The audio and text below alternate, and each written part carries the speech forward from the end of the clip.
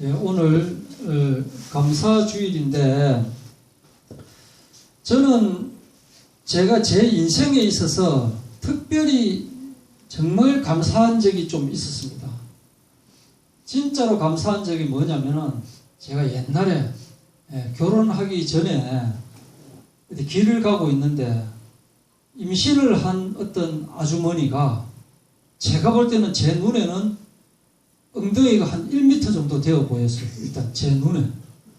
그런 아주머니가 임신을 한 채 아기를 업고 있으면서 또 손을 잡고 아기를 데리고 가고 있더라고요.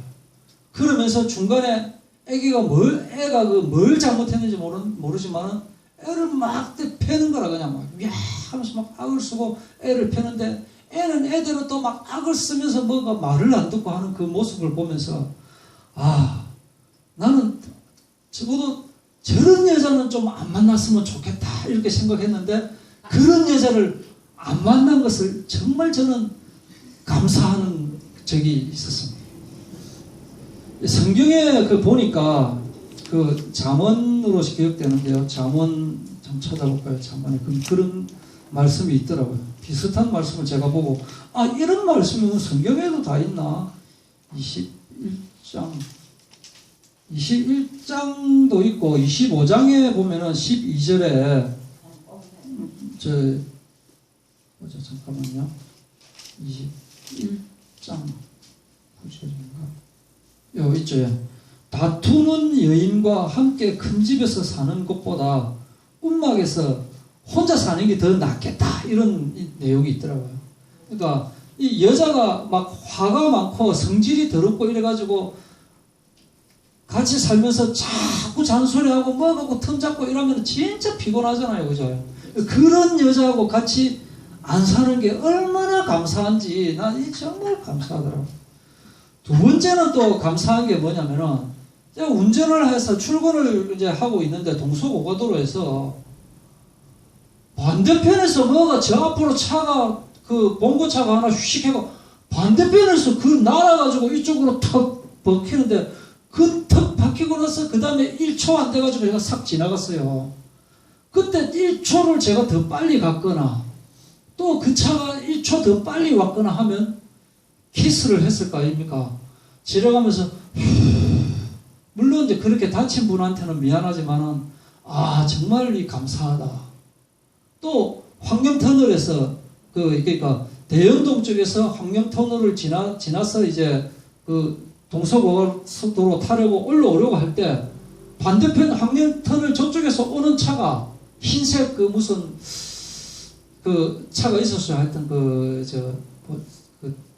투산같이 생긴 그런 차인데 뒤에 연기를 확 내면서 소리도 왜 하면서 오고 있는데 저한테로 달려오고 있는 거예요. 그 차서부터 쫙 오는데 이 앞에 차가 빨리 가면 피할 건데 앞에 차도 안 가고 뒤로 피하려고 하니까 또 뒤에도 차가 있고 쫙 오고 있는데 안 되겠다 싶은데 앞에 차를 막 밀어버릴까 싶은데 앞에 차 갑자기 싹 빠지더라고요. 그래서 또 싹 빠지고 제대로 퍽 해가지고 지나가더니 옆쪽에 있는 벽에 퍽 하고 차가 박히더라고요.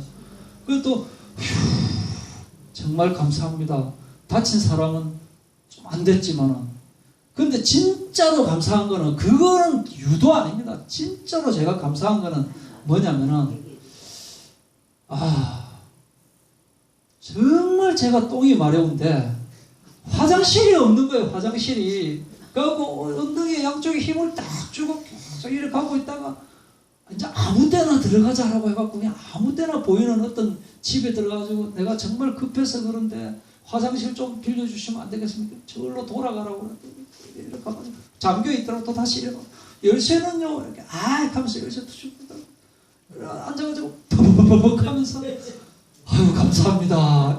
아니 그때 완전 정말 1초가 아까운 그 시간에 참 이야기라서 그렇지.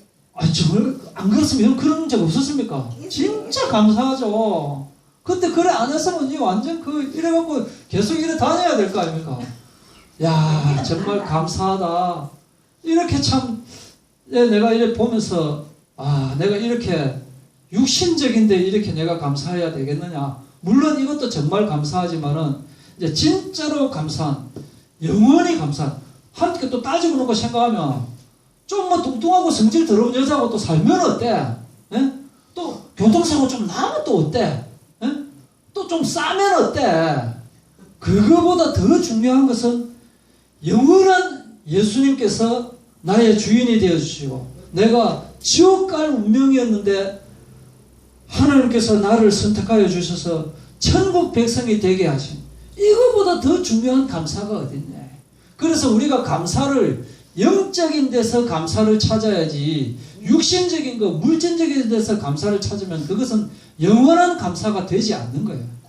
진짜 감사, 한 번 감사, 영원한 감사, 자나깨나 감사할 수 있는 감사는 오직 영적인 데 있는 하나님께서 우리에게 주신 정말 감사의 조건, 이 감사의 조건을 날마다 누리시는 저희들 되기 바랍니다. 아멘. 오늘은 창세기 34장 20절에서 31절까지 악을 악으로 갚지 말라고 말씀하신 하나님의 말씀을 중심으로 함께 나누도록 하겠습니다. 죄가 여러 가지 죄가 있습니다. 물론 하나님을 모르는 죄 자체가 바로 큰 죄입니다. 하나님을 모르기 때문에 예수를 못 믿게 되고 예수를 못 믿기 때문에 하나님 나라에 들어가지 못하고 하나님 자녀가 되지 못한 것 이것이 정말 큰 죄지만은 또 죄 중에 정말 악한 죄, 고약한 죄가 뭐냐면은 믿는다고 하는 사람이 하나님의 이름을 이용하여 죄를 저지르는 것 이게 굉장히 악질은 정말 나쁜 죄입니다. 서기관과 바리새인들 보십시오. 그들이 하나님의 말씀을 날마다 읽고 있는 사람이고 정말 기도하는 사람들입니다. 그런데 이 사람들이 저지르는 것은 정말 말도 못하는 죄다. 영적인 죄를 저지르고 있는 거예요. 하나님의 말씀을 하나님의 말씀으로 생각하지 않고 자기들 주장으로 이야기를 해버린다. 또 지금도 예수를 믿으면서 예수 이름으로 죄를 짓는 게 얼마나 많이 있습니까? 사이비 종교 지도자들 보면 뭐 여호와의 증인도 있고 신천지 옛날에 뭐 영생교 이런 것도 있었고 또 유병은 최근에 있었지 않습니까? 하나님의 이름으로 죄를 짓는다. 야곱의 아들들이 잔인한 복수를 하면서 하나님의 이름으로 하나님의 말씀으로 살인을 행하였다. 이것이 정말 교회가 저지르기 쉬운 실수다 이겁니다. 13절에 보면은 야곱의 아들들이 세겜과 그의 아버지 하몰에게 속여 대답하였으니 속여서 대답을 하는 거예요. 속였어. 14절에 보면은 그들에게 말하되 지금은 우리 혼인관계를 맺을 수가 없다. 우리하고 같이 되라. 이 말이 뭐냐면 할례 받지 않은 사람하고는 우리는 같이 할 수 없고 누이를 줄 수 없으니까 너희도 할례를 받아라. 그래서 15절에 너희 중에 남자는 다 할례를 받아가지고 우리 같이 되면은 그러면은 우리 딸을 너희에게 주면 너희 딸을 우리가 데려오고 너희와 함께 거주하고 한민족이 되려니와 이렇게 이야기를 했다. 그래서 결혼 승낙의 조건을 뭐냐면은 할례를 행하는 것입니다. 할례를 행하는 것. 근데 이 할례가 바로 무엇이냐? 이 할례라고 하는 것은 창세기 17장에 창세기 16장에 하나님께서 언약을 주시고 난 뒤에 13년 동안 아브라함이 언약을 잃어버리고 살고 있었어요.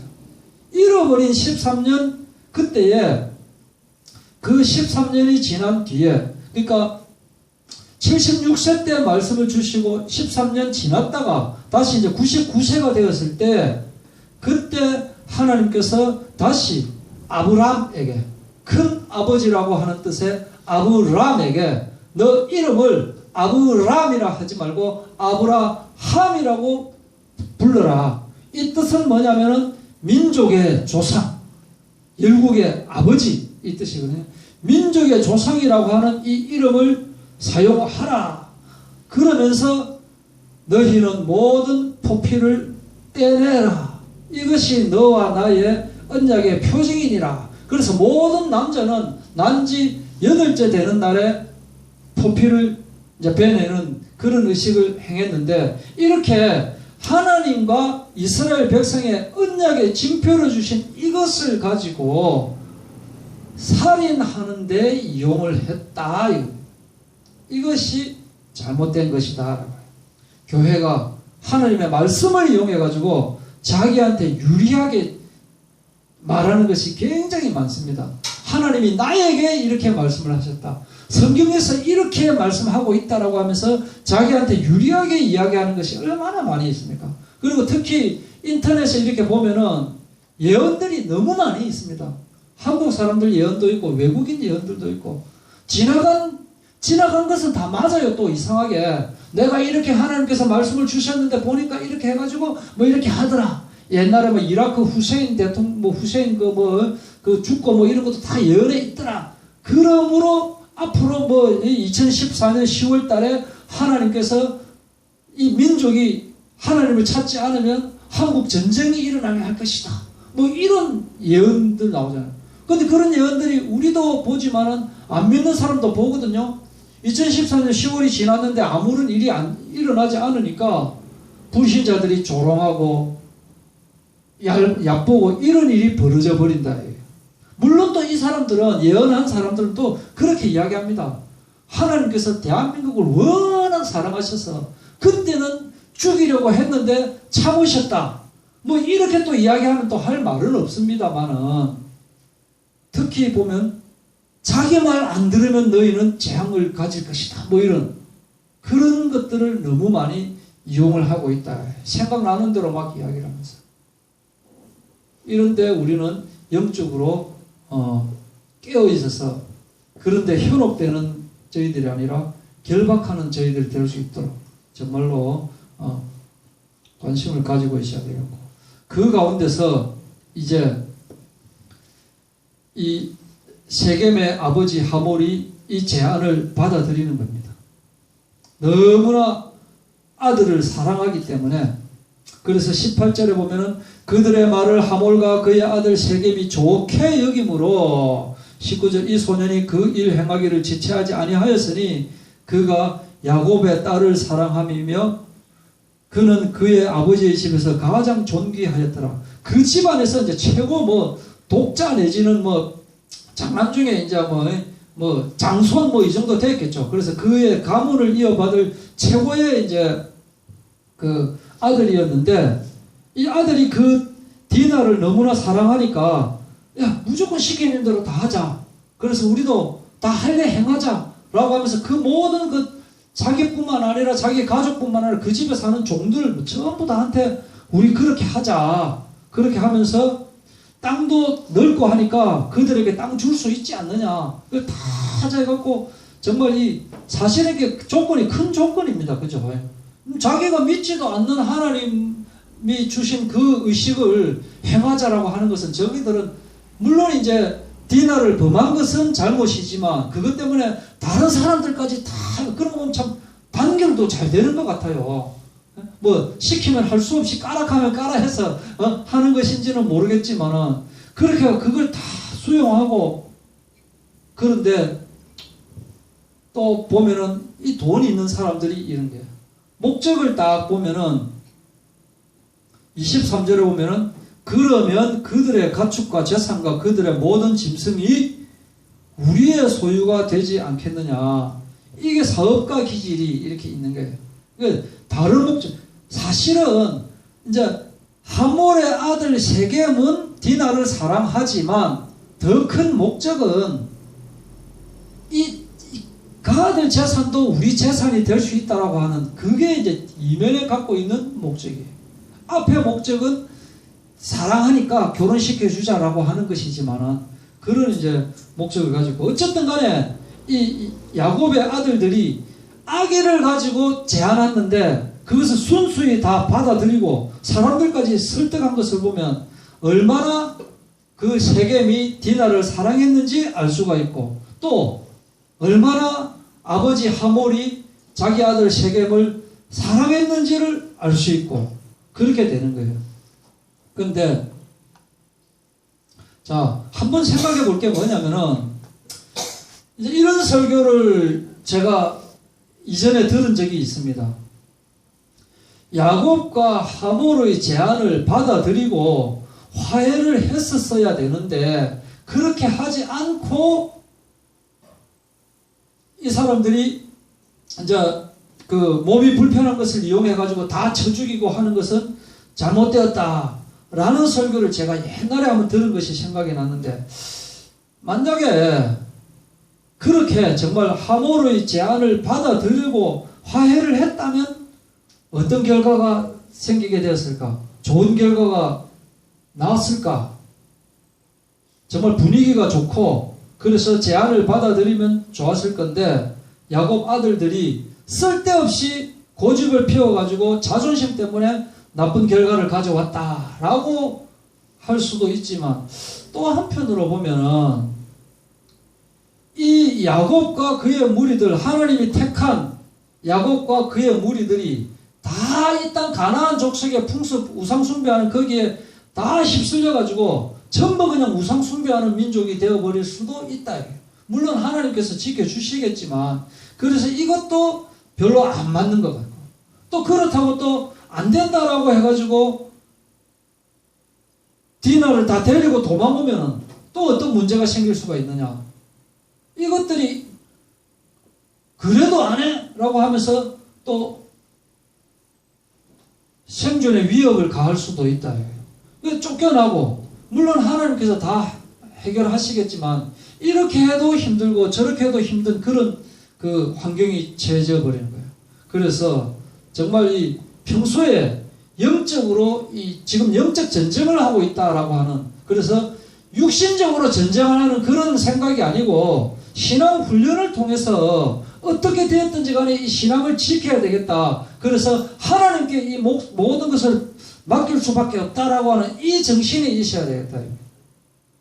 최선 아는 전도를 해가지고 이 사람들을 하나님 품으로 이끌 수 있지만, 지금 아직까지는 성경의 전체 흐름상 아직까지는 이방인에게 전파가 되지 않고 있는 단계이기 때문에 하나님께 모든 것을 맡기는 신앙이 필요했다라고 하는 거예요. 이랬든 저랬든 간에 이제 아들들이 죄를 저지르게 됩니다. 시므온과 레위가 칼을 가지고 다 죽여버린 거야. 다. 남자는 다 죽여버리고, 또 그 형제들이 다 약탈해가지고 다 그냥 끌어모아버려. 엄청난 이 사건입니다. 이 사건이 보통 사건이 아닌 거예요, 이게. 양과 소와 나귀와 그 성읍에 있는 모든 것들을 다 끌고 오고, 재물을 빼앗고, 자녀들, 어린이들, 아내들을 다 사로잡고, 이게 이스라엘의 12지파다. 하나님께서 택한 12지파의 최초의 그 12지파의 어른들이 이런 사람들이 돼.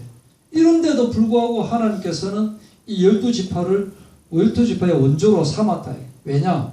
하나님께서 그렇게 하기로 약속을 했기 때문에, 언약을 하셨기 때문에. 그래서 왜 이런 사람을 하나님께서는 택하셨나? 또 왜 야곱 같은 그런 사람을 하나님께서 택하셨나? 인간 스스로 안 된다라고 하는 것을 보여주시기 위해서 이런 사건이 일어났고, 이런 사람들인데도 불구하고 하나님께서 택하셨다라고 하는 거예요.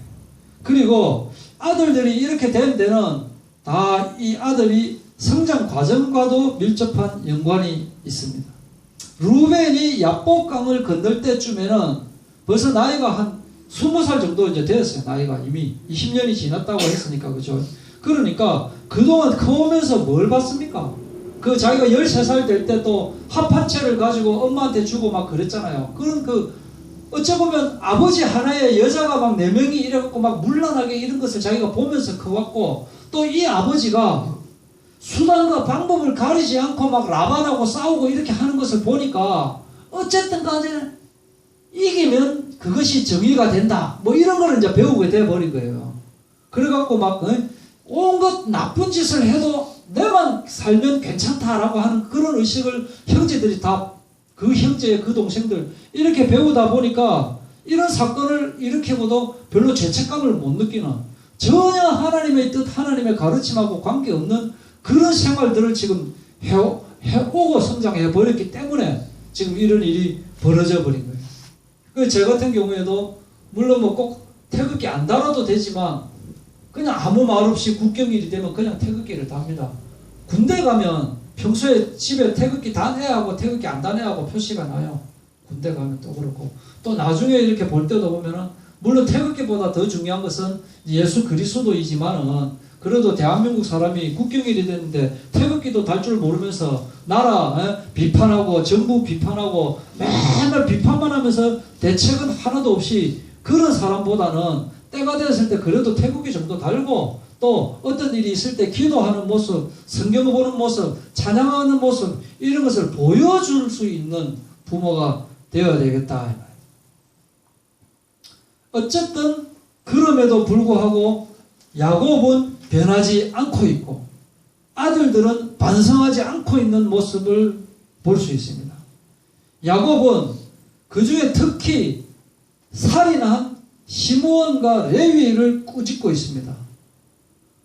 다른 아들은 꾸짖는 모습이 성경에 안 나오는데 칼을 들고 사람들을 죽인 시므온과 레위는 꾸짖었습니다. 왜 꾸짖었겠습니까? 무자비하게 사람을 죽여서 꾸짖었겠느냐? 맞는 것 같은데 맞는 듯 아닌 것 같은 맞고 그렇습니다.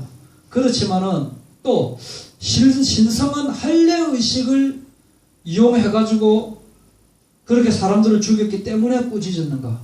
그것도 맞는 것 같은데 또 아니다. 야곱의 관심은 어디에 있느냐? 야곱의 관심은 30절에 보면은 이렇게 함으로써 가나안 족속 브리스 족속에게 이제 원수가 되어버렸기 때문에 나는 수가 적고 그들은 수가 많기 때문에 그들이 나를 치고 나를 죽일 수가 있다. 내 목숨에 관심이 있는 거예요. 야곱은 다른 데는 관심이 하나도 없어요. 디나가 당하고 뭐 결혼하고 자식고 이런 데 관심이 없는 거예요. 그래서 아마도 하몰이 그렇게 제안했을 때에 귀가 솔깃했을 수도 있습니다. 돈 뭐 이런 관계. 그런 아들들이 그렇게 해버렸기 때문에 에이 큰일 났다라고 하면서 이제 질책을 하는 거예요. 내가 죽을 수가 있다. 그거밖에 관심이 없는. 또 아들들은 또 아들이 또 어디에 관심이 있느냐. 아니 자기 딸이 강간을 당했는데도 아무런 동료도 하지 않고 이게 뭐 이런 아버지가 이게 무슨 아버지냐.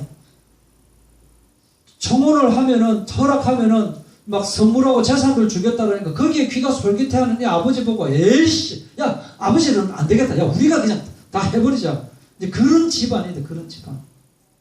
그러니까 31절에 보면은 그들이 이르되 그가 우리를 창녀같이 대우함이 옳으니까 그러니까 누이가 당하는 그 슬픔 이런 데는 별 관심이 없어요. 자존심 상한데 자존심. 예? 쪽팔리게 우리 가족이 이렇게 당하다니 이게 일이 있을 수 있습니까? 그것 때문에 지금 이렇게 일이 벌어져 버린 거예요. 나중에 창세기 49장에 보면은 이제 야곱이 이제 죽기 전에 고별 유언을 하게 되는데 그때 다 이제 형제간들 복을 빌고 있습니다. 그런데 유독 이상하게 이제 시므온과 레위한테는 그들의 칼은 폭력의 도구로다 라고 하면서 내 호나 그들의 모의에 상관하지 말지어다. 내 영광과 그들의 집회에 참여하지 말지어다. 그들이 그들의 분노대로 사람을 죽이고 그들의 혈기대로 소위 발목 힘줄을 끊었음이로다.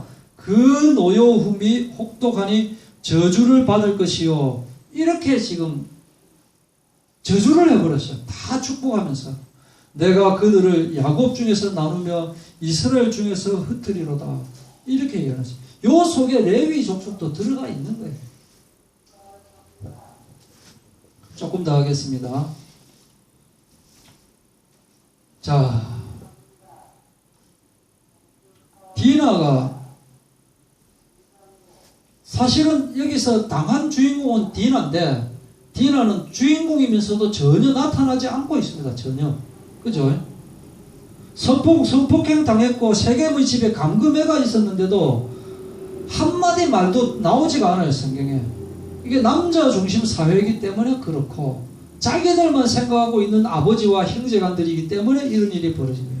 앞서서 12아들의 그 아들을 낳고 나서 이제 소개가 나오죠. 그죠? 레아가 루벤, 시므온, 레위, 유다를 낳고 또 뒤에 이제 이사갈, 스불론, 디나를 낳고 했는데 그 낳았을 때 전부 다 그 뜻이 나오잖아요. 그죠? 보라 아들이다. 들으십니다. 연합합니다.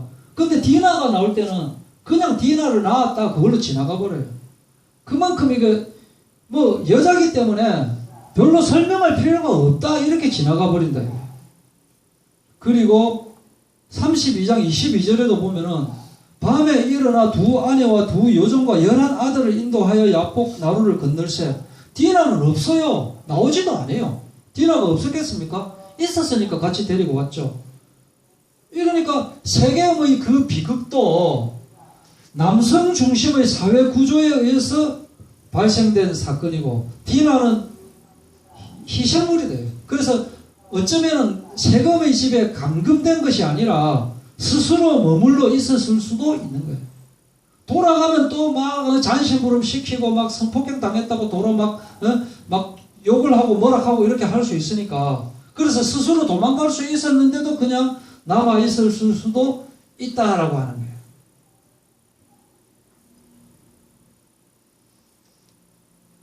칼로 26절에 보면 칼로 하몰과 그의 아들 세겜을 죽이고 그 뒤에 디나를 세겜의 집에서 데려오고 디나가 도망가려고 하면 얼마든지 도망갈 수 있었는데 그냥 거기 있는 거예요. 어쩌면 디나 생각에는 디나가 원하는 대로 전혀 안 되고 있을 수도 지금 있다 이거예요.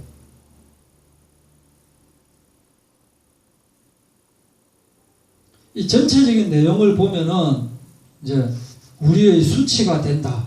뭐 장녀같이 대하는 것이 옳으냐? 디나가 당한 슬픔보다는 가문의 자존심. 그러니까 하나님의 뜻을 구하는 게 이 하나님께서 택한 하나님의 백성 중에 가장 그 원조인데도 불구하고 하나님의 뜻을 구하는 게 전혀 안 나타나고 있는 거예요. 그래서 그 뒤에 디나가 어떻게 됐다라는 게 성경에 안 나옵니다. 뭐 누구하고 결혼했는지 안 나오는지 나오지도 않고 저 뒤에 이제 46장에 보면은 이들은 레아가 바단 아람에서 야곱에게 난 자손들이라 그 딸 디나를 합하여 남자와 여자가 33명이며 이렇게 가뭄을 피해 가지고 애굽으로 이제 이동할 때 요셉이 총리 대신으로 애굽으로 이동할 때 잠깐 나오고 누구하고 결혼했는지 어떻게 살았는지 이게 전혀 안 나타나고 있다. 오늘 결론은 이제 나옵니다. 조금만 참으시기 바랍니다. 예. 그래서 우리는 이렇게 악을 악으로 갚으면 안 되겠다라고 하는 거예요. 성경에 보면은 너희가 사람의 잘못을 용서하면 너희 하늘 아버지께서도 너희 잘못을 용서하시려니와 용서하지 아니하면 하나님께서도 우리 잘못을 용서하지 아니하신다라고 하고 우리 주기도문을 설명하면서 우리가 우리에게 죄 지은 자를 사하여 준 것 같이 우리 죄를 사하여 주시옵고 이렇게 우리는 당연히 우리에게 누가 어떤 짓을 하더라도 용서하는 삶을 우리가 살아야 되는 거예요. 그 용서하는 것은 예수 그리스도께서 사람을 사랑하는 그 마음으로 우리가 사랑을 하면서 살아라라고 하는 거예요. 그래서 악을 악으로 욕을 욕으로 갚지 말고 도리어 그 사람에게 복을 빌라라고 그렇게 말씀을 하고 있는 것입니다. 사실 우리가 싸울 대상은 누굽니까? 마귀인 거예요. 마귀. 그래서 에베소서 6장 12절 우리의 싸움은 혈과 육을 상대하는 것이 아니고 이 세상 통치자 권세와 이 어둠의 세상 주관자들과 하늘에 있는 악의 영들에게 대함이라.